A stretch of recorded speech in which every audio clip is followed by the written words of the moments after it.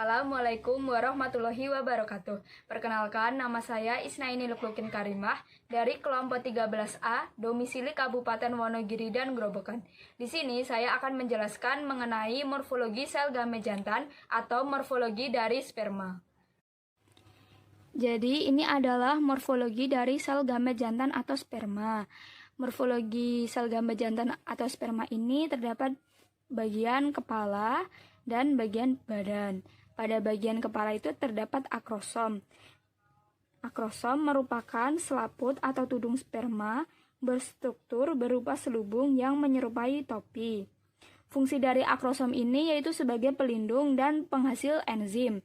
Enzim yang dihasilkan oleh akrosom ada dua enzim, yaitu enzim akrosin dan enzim hyaluronidase. Enzim akrosin ini merupakan enzim protase yang dapat menembus ovum pada bagian zona pelusida. Sedangkan enzim hyaluronidase ini merupakan enzim yang dapat melarutkan hyaluronid pada korona radiata ovum, sehingga spermatozoa dapat menembus dan membuahi ovum. Fungsi dari akrosom ini yaitu sebagai pelindung sperma, kemudian sebagai penghasil enzim akrosin dan enzim hyaluronidase yang berperan dalam menembus dan membuahi sel ovum. Bagian yang kedua yaitu sitoplasma.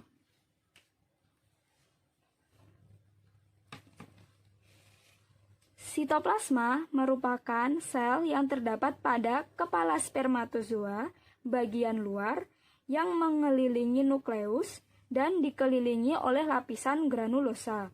Fungsi dari sitoplasma ini yang pertama yaitu menyediakan makanan atau nutrisi bagi spermatozoa, menjaga keseimbangan sel sebagai pelindung nukleus dan tempat metabolisme sel. Bagian yang ketiga yaitu nukleus. Nukleus merupakan inti sel yang dikelilingi oleh sitoplasma. Di dalam nukleus ini terdapat informasi genetik atau DNA dan kromosom X dan Y dari sel gamet jantan. Informasi genetik pada sel gamet jantan berupa N akan bertemu dengan informasi genetik pada sel betina yang juga berupa N. Jika keduanya bertemu, akan terjadi fertilisasi dan akan menghasilkan 2N dan dapat berkembang menjadi zigot. Fungsi dari nukleus ini yaitu pembawa materi genetik untuk menentukan karakteristik individu baru yang akan dihasilkan. Selanjutnya sebagai pengatur aktivitas pada sel sperma. Kemudian untuk mengatur pertumbuhan sel. Bagian yang ketiga yaitu sentriol. Sentriol terletak di antara kepala dan badan spermatozoa. Fungsinya membentuk flagellum yang berperan dalam membantu pergerakan spermatozoa menuju ovum. Selanjutnya sebagai penghubung antara kepala dengan badan, sebagai penyuplai makanan ke spermatid dan mengatur pertumbuhan sel atau mitosis dan meiosis. Bagian yang ketiga yaitu mitokondria.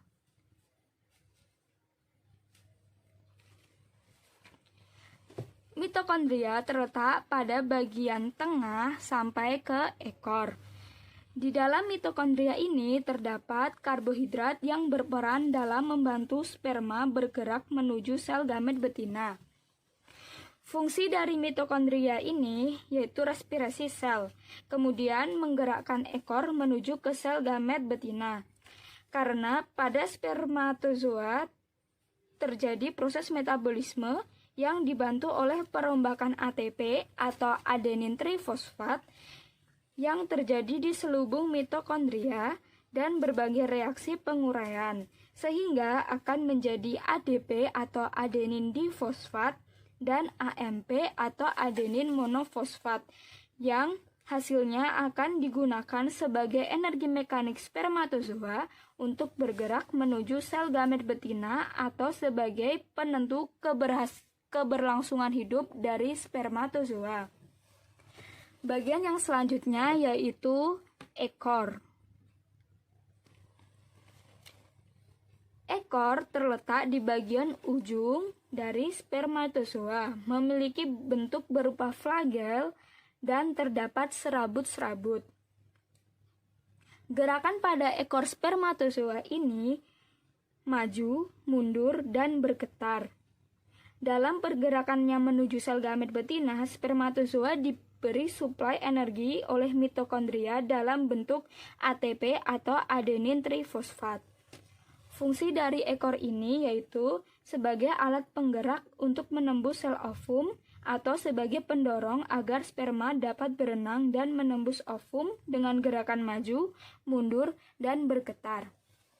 Bagian yang terakhir yaitu membran plasma.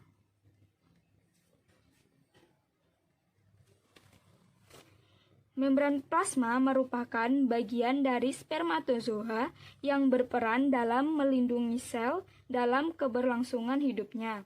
Di dalam membran plasma ini terdapat lemak tak jenuh sehingga akan rentan terhadap peroksid lipid. Fungsi dari membran plasma ini yaitu sebagai pelindung sel, kemudian sebagai substrat energi yang digunakan untuk pergerakan menuju ovum, sebagai reseptor rangsangan dari luar sel yang berupa hormon. Assalamualaikum warahmatullahi wabarakatuh. Perkenalkan, nama saya Santi Nugroho dari kelas YTA kelompok 13. Oke, kali ini saya akan menjelaskan morfologi ovum. Pertama, corona radiata. Corona radiata merupakan lapisan sel ovum tersusun atas granulosa. Corona radiata ini juga sebagai transportasi nutrisi bagi oosit, dan jika fertilasi sperma masuk, pertama kali akan menembus corona radiata ini dengan bantuan enzim hyaluronidase. Oke, selanjutnya zona pellucida. Zona pellucida ini terbagi menjadi 3, yaitu zona pellucida 1, 2, dan 3. Masing-masing memiliki fungsi tersendiri. Pertama, zona pellucida 1. Zona pellucida 1 ini sebagai penghubung zona pellucida 2 dan 3. Oke, selanjutnya zona pellucida 2. Zona pellucida 2 ini memiliki fungsi sebagai blokade sperma agar tidak lebih dari satu sperma yang masuk ke ovum. Selanjutnya zona pellucida 3. Zona pellucida ini memberi sinyal bersama membran vitelin ke zona pellucida 2 untuk melakukan blokade sperma. Oke, selanjutnya sentriol. Sentriol sebagai tempat pelepasan atau pemutusan kepala dan ekor sperma, yang dimana kepala itu akan menuju ke keus dan ekornya akan tertinggal. Oke, yang terakhir nukleus. Nukleus sendiri sebagai tempat aktivitas sel yang ada. Selain itu juga nukleus ini berisi informasi genetik, yang mana informasi genetik mengandung karakteristik keturunan dari sel ovum itu sendiri. Assalamualaikum warahmatullahi wabarakatuh. Saya Tony Dikita Saputra dari kelompok 13A. Kali ini saya akan menjelaskan tentang proses spermatogenesis. Spermatogenesis adalah proses pembentukan spermatozoa pada alat kelamin jantan di dalam tubulus seminiferus. Tahap spermatogenesis yang pertama yaitu ada spermatogonium. Di sini spermatogonium memiliki kromosom yang bersifat 2N atau disebut dengan diploid. Spermatogonium kemudian mengalami fase mitosis menjadi spermatosit primer yang bersifat diploid atau 2N. Fase mitosis pada spermatogonium disebut juga dengan istilah spermatositogenesis. Kemudian spermatosit primer akan mengalami meiosis 1, yaitu membelah menjadi spermatosit sekunder yang memiliki sifat haploid atau N. Pembelahan spermatosit primer secara meiosis menjadi spermatosit sekunder disebut juga dengan istilah spermiogenesis. Setelah menjadi spermatosit sekunder, kemudian spermatosit sekunder ini akan mengalami fase meiosis 2, yaitu membelah menjadi spermatid yang bersifat haploid.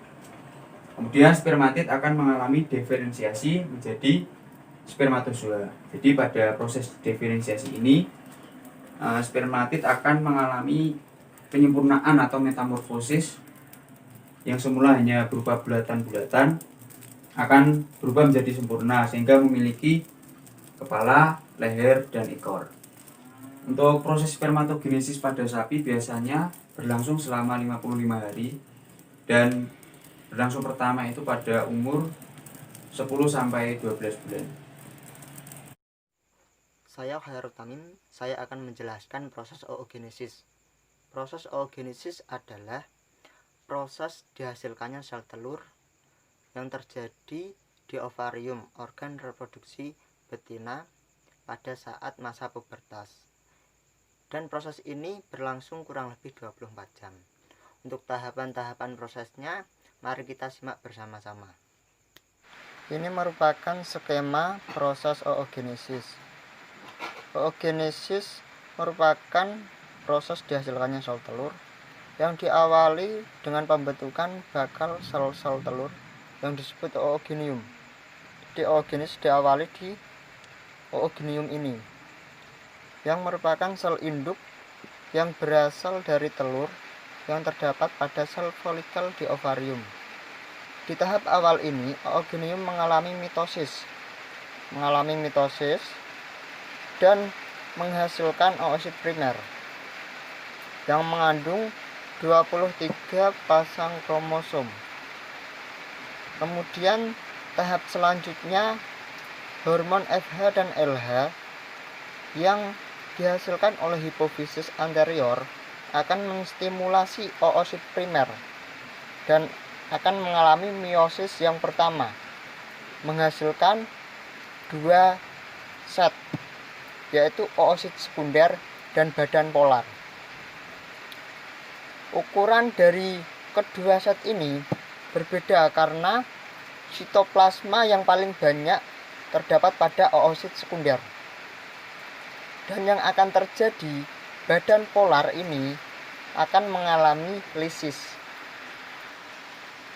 Badan polar akan mengalami lisis dan oosit sekunder akan mengalami meiosis yang kedua dan menghasilkan 2 set, yaitu ootit dan badan polar. Nah, badan polar di sini juga akan mengalami lisis dan ootit yang dipenuhi akan sitoplasma akan mengalami diferensiasi yang akan menghasilkan sel telur atau ovum. Sel telur inilah yang merupakan hasil dari proses oogenesis sendiri. Sekian penjelasan mengenai proses oogenesis. Terima kasih. Assalamualaikum warahmatullahi wabarakatuh. Perkenalkan, nama saya Syifa Nurul Mahmudah. Saya dari kelompok 13 IRTA domisili Wonogiri dan Grobogan. Di sini saya akan menjelaskan tentang uji kualitas semen secara makroskopis. Uji kualitas semen secara makroskopis yang diamati yaitu volume, warna, konsistensi, dan derajat keasaman. Yang pertama yaitu volume. Volume semen dapat kita amati menggunakan tabung berskala. Volume semen tergantung dari spesies dan metode penampungannya. Volume semen segar sapi berkisar antara 2-5 ml dalam 1 kali ejakulasi. Yang kedua yaitu warna. Warna semen dapat kita amati menggunakan tabung berskala. Semen yang normal berwarna putih kekuningan atau putih susu. Bila warnanya coklat atau kemerahan, berarti semen tersebut telah bercampur dengan darah atau nanah karena adanya luka pada saluran kelamin. Yang ketiga yaitu konsistensi. Konsistensi sering dikaitkan dengan kekentalan cairan pada semen. Uji konsistensi dapat dilakukan dengan memiringkan tabung Appendorf yang berisi semen. Penilaian dapat ditentukan dengan mengklasifikasikan semen dalam golongan kental dan encer. Konsistensi semen juga berhubungan dengan konsentrasi spermatozoa. Semen yang kental berarti mengandung spermatozoa yang lebih banyak. Sebaliknya, jika konsistensi semen encer berarti kandungan spermatozoanya lebih sedikit. Semen yang baik memiliki konsistensi yang agak kental hingga kental. Yang keempat yaitu pH. pH pada semen yang baik pada kisaran 6,8 sampai 7,2. Pengamatan pH dapat dilakukan dengan meneteskan semen pada indikator pH dan dicocokkan dengan standar acuan. Keasaman semen juga dapat dipengaruhi oleh konsentrasi spermatozoa. Semen yang konsentrasi spermatozoanya lebih tinggi akan lebih asam dibandingkan dengan konsentrasi yang lebih rendah. Berdasarkan video pertama, semen terlihat berwarna krem dan kental yang ditunjukkan dengan pergerakan yang tidak signifikan saat dimiringkan. Sedangkan pada video kedua terlihat lebih putih dan encer saat dimiringkan. Dengan demikian, sampel semen pada video pertama memiliki kualitas yang lebih baik dibandingkan dengan sampel semen pada video kedua. Perkenalkan, saya Wahyu Trijat Niko dari kelompok 13 IRT kelas A. Di sini saya akan menjelaskan tentang uji mikroskopis. Uji mikroskopis sendiri itu ada 4. Yang pertama yaitu uji motilitas, dan yang kedua yaitu uji konsentrasi, dan yang ketiga yaitu uji abnormalitas, dan yang keempat yaitu uji motilitas. Uji motilitas. Gerak motilitas individu adalah penilaian gerakan spermatozoa secara individual, baik kecepatan atau perbandingan antara yang bergerak aktif progresif dengan gerakan-gerakan spermatozoa yang lainnya. Gerakan individu spermatozoa yaitu progresif atau gerak maju, yang merupakan gerak terbaik. Gerak mundur dan gerak melingkar sering merupakan tanda-tanda Cold-Shock. Gerakan berayun atau berputar-putar di tempat sering terlihat pada semen yang tua dan berhenti bergerak atau mati.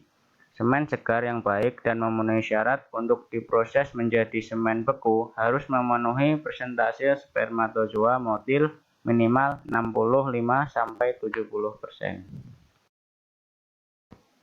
Motilitas massa dapat dilihat saat sperma dalam satu kelompok bergerak bersama dalam satu arah. Motilitas massa yang diamati menunjukkan kualitas baik karena terlihat gelombang-gelombang kecil dan pergerakan yang lamban. Berdasarkan penilaian motilitas massa, penilaian sangat baik diberikan jika pada mikroskop terlihat gelombang-gelombang besar, aktif, tebal, dan sperma berpindah tempat dengan cepat. Penilaian baik diberikan saat sperma terlihat gelombang-gelombang kecil, bergerak lamban, kurang jelas, dan jarang. Selanjutnya yaitu uji konsentrasi. Konsentrasi sperma adalah jumlah sel spermatozoa yang terdapat di dalam 1 mm semen. Penilaian konsentrasi sperma tiap milimeter semen sangat penting, karena faktor ini dipakai sebagai kriteria penentu kualitas semen dan menentukan tingkat pengencerannya. Standar konsentrasi semen pada sapi yaitu di atas 1000 juta sel per mili. Sedangkan pada kambing yaitu 1000–1500 juta sel per mili. Konsentrasi semen dapat dicari menggunakan rumus sebagai berikut.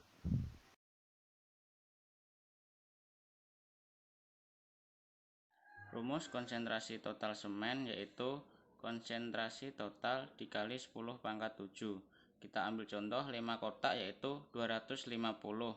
250 dikali 7 dikali 10⁻⁷, yaitu 250 dikali 10⁻⁷. Selanjutnya yaitu uji mortalitas dan abnormalitas. Uji mortalitas yaitu pengamatan terhadap mortalitas atau kematian sperma dapat dilihat melalui pewarnaan.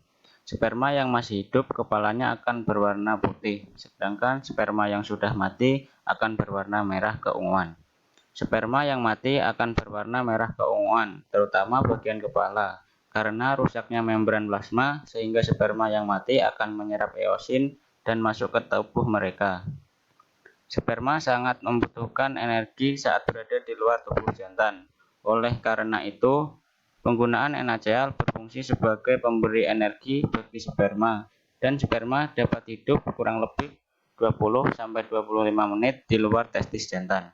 Perhitungan presentasi sperma dapat dihitung dengan rumus sebagai berikut.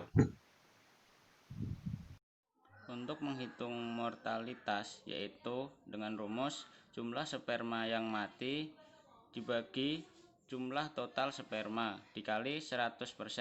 Kita ambil contoh, yaitu sperma yang mati 10 dibagi jumlah total sperma yaitu 100 dikali 100%, yaitu hasilnya 10%. Dan yang terakhir yaitu uji abnormalitas. Sperma yang normal memiliki ukuran kepala dan ekor yang baik serta utuh. Sebaliknya, sperma yang abnormal memiliki kekurangan seperti ekornya putus, kepalanya terlalu besar atau kecil, ekor membengkok maupun memiliki kepala dan ekor ganda. Kelainan morfologi sperma digolongkan sebagai abnormalitas primer dan abnormalitas sekunder. Abnormalitas primer disebabkan oleh ketidaksempurnaan proses produksi sperma di tubulus seminiferi dan proses pematangan di dalam epididymis. Sedangkan abnormalitas sekunder disebabkan oleh kerusakan pada saat penampungan dan evaluasi semen. Semen yang fertil secara normal tidak boleh mengandung lebih dari 15% spermatozoa abnormal. Abnormalitas semen dipengaruhi oleh stres panas, temperatur, dan kelembapan. Perhitungan presentasi abnormalitas dapat dihitung menggunakan rumus sebagai berikut. Untuk menghitung abnormalitas yaitu jumlah sperma abnormal dibagi total sperma dikali 100%. Kita ambil contoh, jumlah sperma abnormal yaitu 20 dibagi total sperma yaitu 100 dikali 100%, yaitu hasilnya 20%.